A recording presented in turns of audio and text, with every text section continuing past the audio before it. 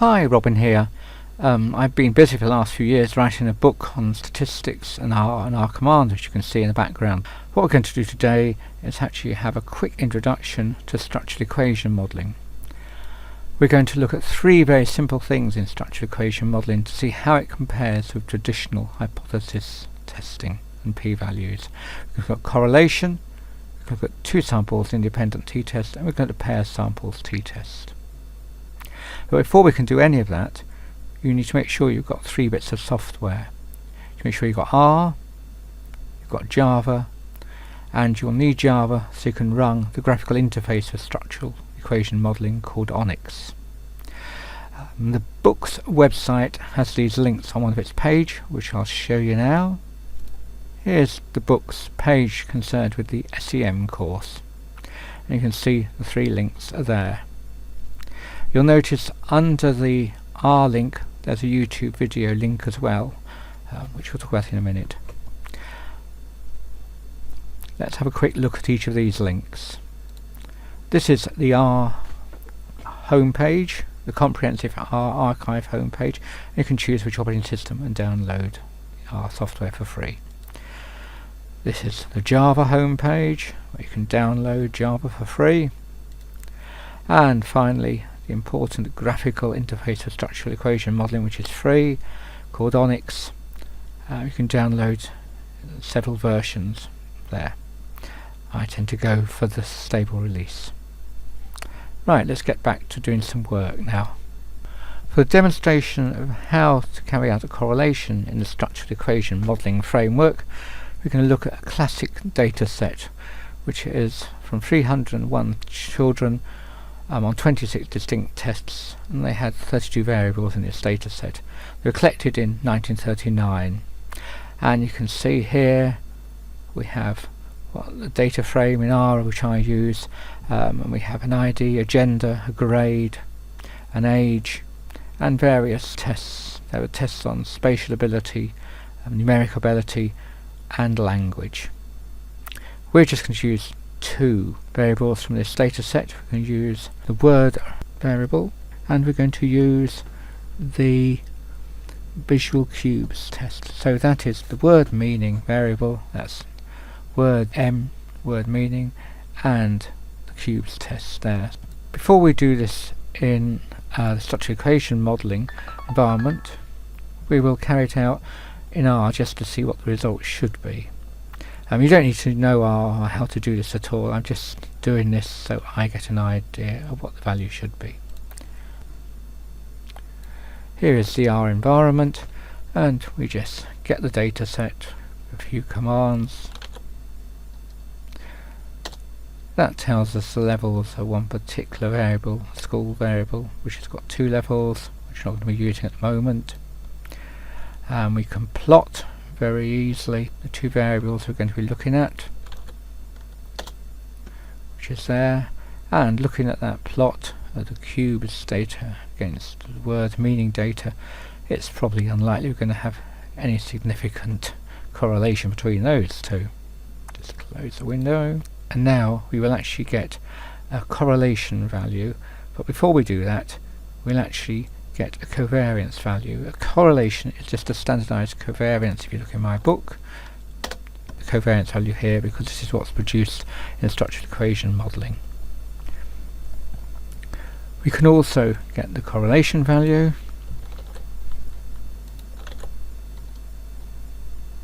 Just expand that a little bit for you. There we are.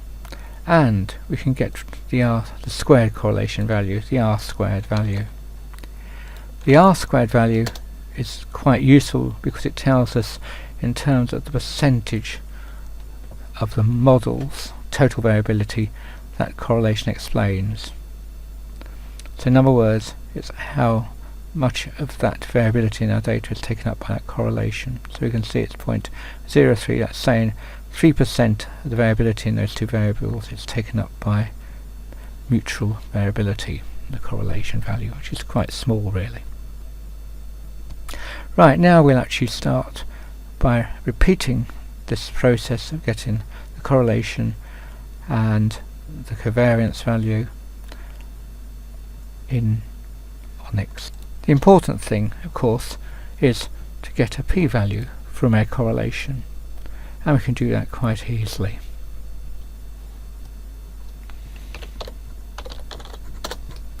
And we can see there the result from the correlation test is we have a t-value of 3.3, a p-value of 0.00078,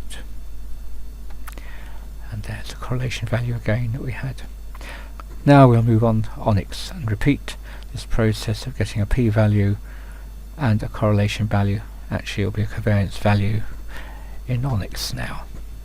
So once you've downloaded Onyx, you will have Onyx in a folder somewhere.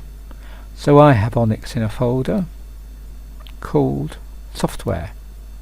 There we are, and I've downloaded various versions. I'll just take the most recent one and double click on it. Onyx comes up, taking up the full screen and with a tips window which we can ignore.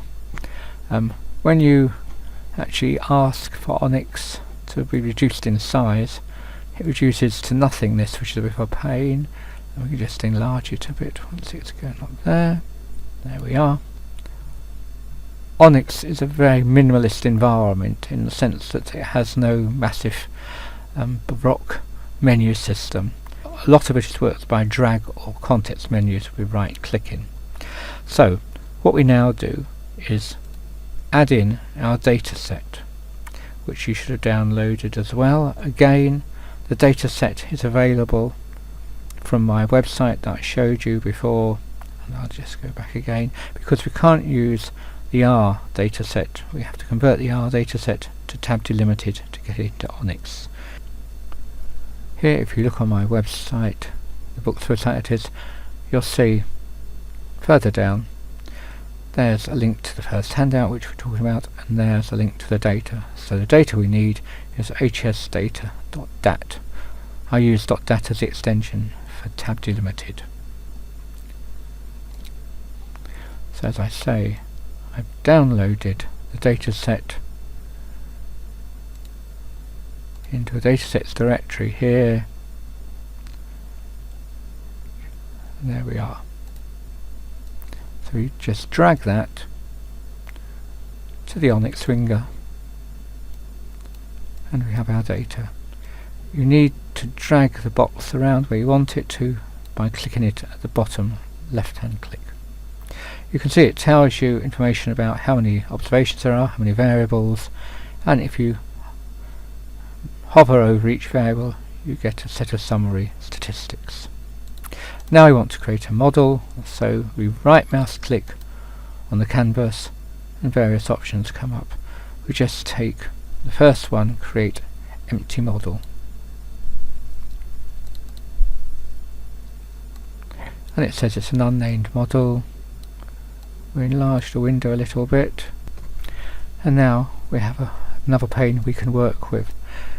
What we can do is drag our two variables, which was word meaning and the other one which was word meaning and cubes, wasn't it? Word meaning and cubes into that, and if you wanted to check you'd find that those values there, the variances for each variable. By not putting the link between the two, we've indicated that they are independent. In other words, the correlation is 0. We can either carry it out that way, which is implicitly or explicitly, by clicking on one of them, then right mouse clicking and pressing the shift key, dragging to the next one, and we get what's known as a covariance line. Notice there's an arrow at both ends. Remember, correlation is not directional, so that's why I have an arrow at both ends. You'll notice those two little arrows appear there, and if you click on the end of a line you can actually adjust its position using those. So it doesn't say anything on the line because it's assumed that's a fixed value. If you click on the line, right click on the line, it says fixed and it says a value of 1. What we want to make it is a value of 0, which would be the same as not having a line there. Now to get some results from that, again right click on the canvas and choose show estimation summary.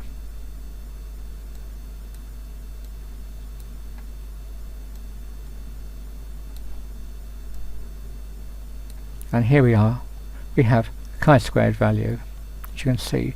Now it's interesting noting down the bottom here that it's continually re-evaluating and trying to find the best result possible. So it works very differently from the algebraic approach that we use traditionally. But you'll see it gets exactly the same result.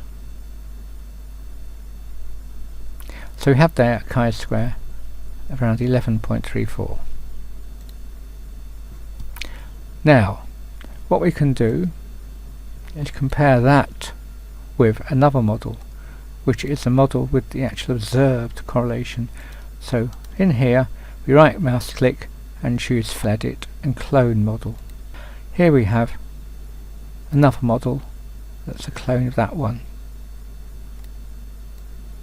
And it's been clever enough to say, oh right, well you put the zero correlation there between the two, so I'm not going to bother to draw it this time. We also want to put that data set into the second model as well. So right click on the bottom of the data set and it says send data to model. We've got two models there. We haven't named either of them. Doesn't really matter about that at the moment, but we've got the cloned one there. And now you'll notice that little sign's gone out and it's calculating the values for that one as well. You notice they're the same because it's the same model basically, but it won't be in a minute, because what we're going to do now is click on here, right mouse click plus shift key, create a covariance path, but this time you can allow the covariance path to actually be a observed value from the data. So here we have observed covariance between the two of 6.93, and if you remember from R, that's what the covariance value was in R when we did it. So how does that compare? Well, you can actually just click on here again on this one and have a look at the estimation summary, and you see get a chi-square value of 0 because it perfectly fits the data. But it does compare with the independent model where the correlation was 0, which is 11.37. We'll close that window, it's getting a bit messy, and close that window. There we are. And now we can compare the models directly rather than looking at those two chi-square values just by right mouse clicking within one model and dragging to the other model, and you'll notice a line appears with a bubble between it. That bubble, if we hover over it, it gives us a p-value there, and what it's done is what's known as a log likelihood ratio test, and you can see the p-value there of 7.652. You say it's not impossible to get a p-value of more than 1. Well, if you notice there's e minus 4 there, which means 7, which is moved 4 places to the right, so it's 0.0007, right, which is exactly the same as what we had from our test in R. That value can be seen as equivalent to a test where we're looking at two models, one model that has no correlation between the two variables and the other model which has the observed correlation between the two. Now we'll move on to the next task in hand, which is two samples independent t-test.